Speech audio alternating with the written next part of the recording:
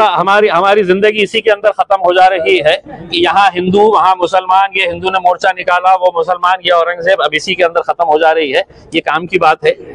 इसके अंदर है तो हमने किसी से नहीं पूछा है कि तुम्हारी जात क्या है करके, तुम्हारा धर्म क्या है करके। ये सब इंसान है और हम इंसानों के लिए काम कर रहे हैं। जिसको है तो हिंदू मुस्लिम करने का है वो करते रहे। महाराष्ट्र की राजनीतिक नया मोड़ ले रही है, महाराष्ट्र की राजनीतिक नया मोड़ ले रही है। औरंगजेब की खबर को लेके बड़े बयानात आ रहे हैं, हर जगह लेकर ये उखाड़ दिया जाए। देखिए, मेरा ये है कि अभी फिलहाल जो है वो मलकापुर का मैटर है।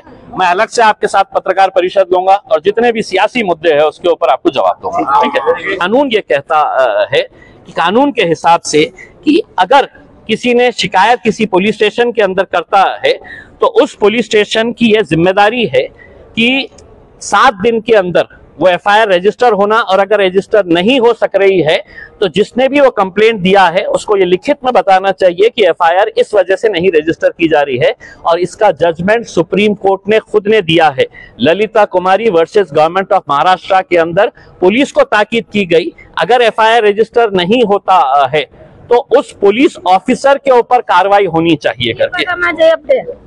किती आहे? 50 लाख रुपये माझ्या घरी घर बांधायला ठेवलेलं होतं। हे बघा आता माझे कसं करायचं मग मी? नाही ना, तुमचे पैसे कधी मिळते? 3 वर्ष झाले सर। ठोकून काढू दे। देखिए, आए दिन हमें कोई ना कोई कोऑपरेटिव बैंक का घोटाला सामने आता है या पद संस्था का घोटाला सामने आता है। इसी शहर के अंदर हमने आदर्श घोटाला देखा, यशस्विनी देखा हमने, उसके बाद तो अजंता अर्बन देखा। तो ऐसे बहुत सारे हर रोज। और अब जो है पिछले 2 साल से मलकापुर अर्बन कोऑपरेटिव बैंक, इसके चेयरमैन कौन है तो भारतीय जनता पार्टी के सिटिंग आमदार चैनसुख संचेती साहब है। तो इनके ऊपर एफआईआर भी रजिस्टर नहीं होती है, ना ये लोगों को पैसा देते हैं वापस, और ना इनके ऊपर कोई कार्रवाई होती है। क्यों नहीं होती है? क्योंकि ये सत्ताधारी भारतीय जनता पार्टी के सिटिंग एमएलए है। तो एफआईआर के लिए भी कोई इनके लिए आगे नहीं आता है। जबकि कानून ये कहता है कि कानून के हिसाब से कि अगर किसी ने शिकायत किसी पुलिस स्टेशन के अंदर करता है तो उस पुलिस स्टेशन की यह जिम्मेदारी है कि 7 दिन के अंदर वो एफआईआर रजिस्टर होना, और अगर रजिस्टर नहीं हो सक रही है तो जिसने भी वो कंप्लेंट दिया है उसको ये लिखित में बताना चाहिए कि एफआईआर इस वजह से नहीं रजिस्टर की जा रही है। और इसका जजमेंट सुप्रीम कोर्ट ने खुद ने दिया है। ललिता कुमारी वर्सेस गवर्नमेंट ऑफ महाराष्ट्र के अंदर पुलिस को ताकीद की गई, अगर एफआईआर रजिस्टर नहीं होता है तो उस पुलिस ऑफिसर के ऊपर कार्रवाई होनी चाहिए करके। लेकिन ये लोगों को अंदर भी आने नहीं दिया जाता है। पुलिस स्टेशन में जाके बेचारे देते हैं। 6 महीने 8 महीने पहले है तो लोगों ने जाके पुलिस स्टेशनों में देखे आए हुए हैं, सादी कार्रवाई तक शुरू नहीं की। तो आज ये जितने भी ठेवीदार है मलकापुर के, हम उनके साथ आज पुलिस कमिश्नर साहब के पास आए और उनसे ये अनुरोध किया कि ये सब गरीब लोगों का पैसा इनको वापस मिलना चाहिए। इनके एफआईआर यहाँ क्यों नहीं रजिस्टर की जा रही है, हम ये सवाल कर रहे थे।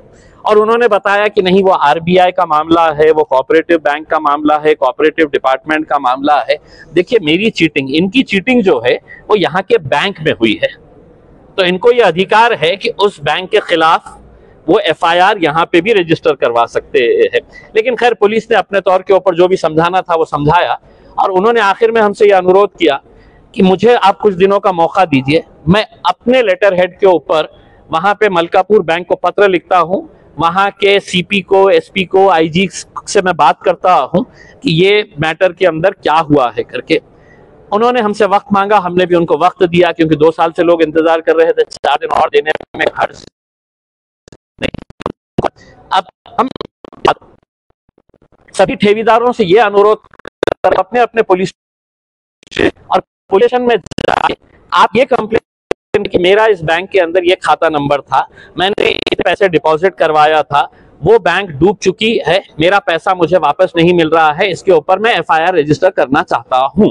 ये एक सादा सा एक एप्लीकेशन पुलिस स्टेशन के अंदर दे दें। हम ये क्यों मांग रहे हैं कि कल ऐसे 100 ठेवीदारों ने ये कंप्लेन अगर दे दिए तो अगर ललिता कुमारी जजमेंट के हिसाब से अगर देखा जाए तो हम 7 दिन इंतजार करेंगे कि पुलिस एफआईआर रजिस्टर करती है या नहीं करती है, और अगर नहीं करती है तो हम सुप्रीम कोर्ट में जाएंगे ये पूरे एप्लीकेशंस लेके, और सुप्रीम कोर्ट को ये बताएंगे कि ये वायलेशन है, ये पुलिस ऑफिसर्स के खिलाफ कंटेम्प्ट का केस रजिस्टर होना चाहिए करके।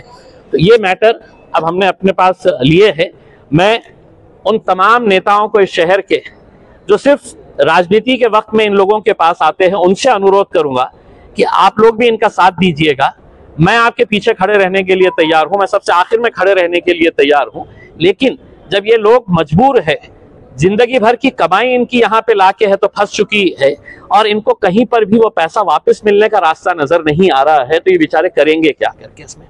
अगर पुलिस कमिश्नर की माने कि कंप्लेन हमारे को वो कोऑपरेटिव डिपार्टमेंट ने करना चाहिए, कौन करने वाला है?